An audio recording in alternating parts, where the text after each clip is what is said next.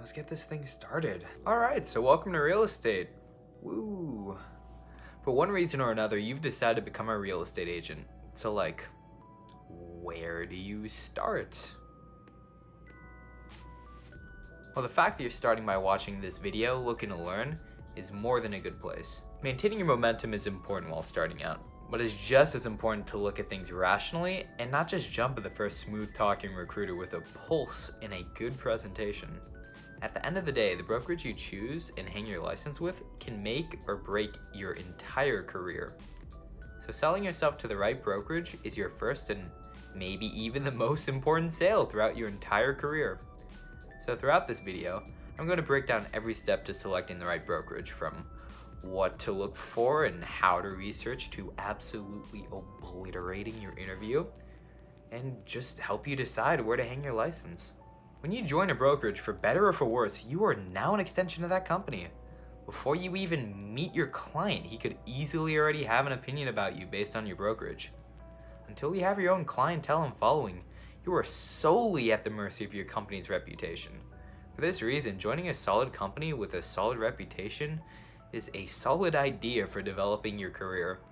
In addition, when you're just starting out, make sure every company you consider are strong listing companies. A company that lists lasts, and having a strong listing company to start with is a game changer that can dramatically help an agent find more work early in their career. Working for strong listing companies ensures that there'll be plenty of opportunity to work with lots of buyers, and working with buyers is ideal for new agents because, generally speaking, they're much easier to attract and work with as a beginner, since trusting a new agent to find the right property is a lot less risky than having them list and sell your largest asset. Another statistic you should probably search for is the brokerage's market share information.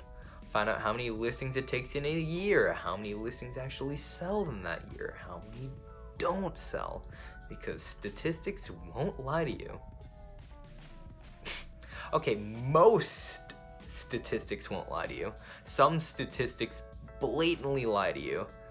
For example, the number of agents a brokerage has can seriously skew market share.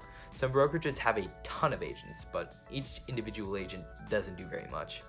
This type of company won't really help you improve much beyond the beginner stage, so in the long run, it's best to just avoid.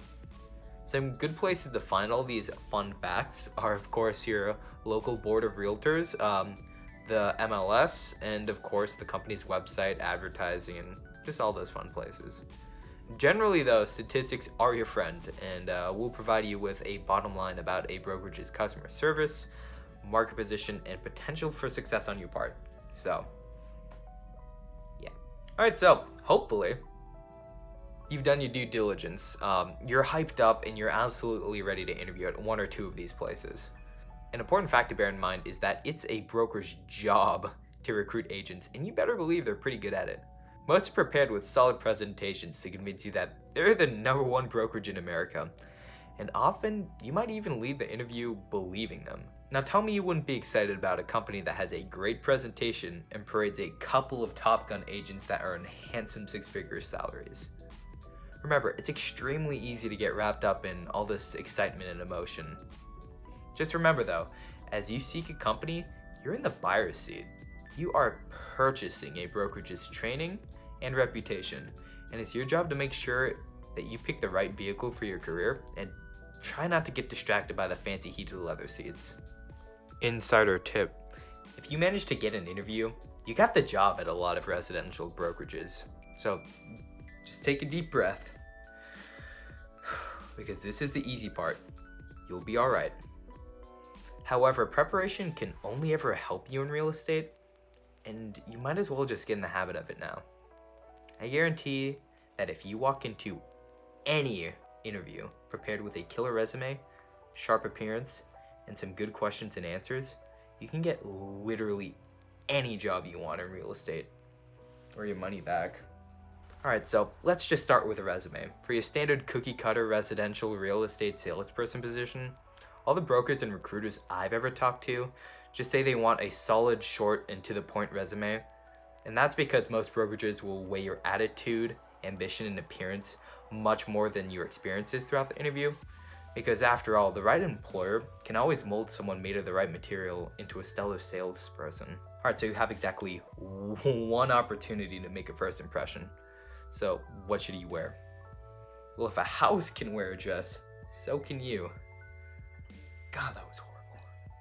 Real estate agents pride themselves on being some of the best dressed in the game. Go to literally any real estate networking event and tell me you didn't just walk into a Men's Warehouse. As so, any interview in real estate, professional attire is a must. Well, you don't exactly have to be successful, you at least have to look successful. So let me save you some time here. In real estate, if you're a man, business formal, business casual. Your catch-all is a simple suit. If you're a woman, well, Google says that. Your appearance will play a part in the outcome of your interview. Is that fair? Nope, not even close. But that is the game you're about to start playing, so make like ranch and start dressing. God, that was even worse than the house joke. All right, so you got a resume and you look half decent. Well, congratulations, because you're halfway to being hired. Now, the last thing you have to do is just be prepared to answer and ask a few standard questions. The most common question is usually some variation of, why do you want to be a real estate agent? Real estate isn't usually someone's first or ideal career choice. Usually people go into real estate as a second or third career because they lost their job or think they can get rich quick. And while there's no right answer to wanting to become a real estate agent, instead the best way to answer this question would just be to honestly articulate in a clear, concise, and preferably noble way. You may also hear some variation of these common questions. Have you ever been in sales before? How do you expect to generate business? Do you work better on a team or on your own? Are you interested in investing in real estate? Why should I hire you? Of course, every interview is different, but as long as you are prepared and can answer every question effectively and can articulate your skills easily and effectively to others, you're already one step closer to being the best. Alright, so you just answered all your questions. Cool. After that, it's expected they'll ask, do you have any questions for me? Spoiler alert, you're gonna have some questions prepared for them. Asking questions is without a doubt one of the greatest tools a salesperson has.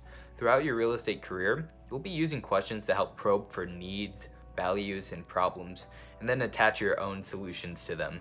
So you might as well just get comfortable with it now. Throughout the interview, you're going to be determining the value of the services this company will provide for you in the long run, and the level of support and training it will provide for you as a new agent. To help with this, here are some carefully crafted and half-decent questions you should probably ask them.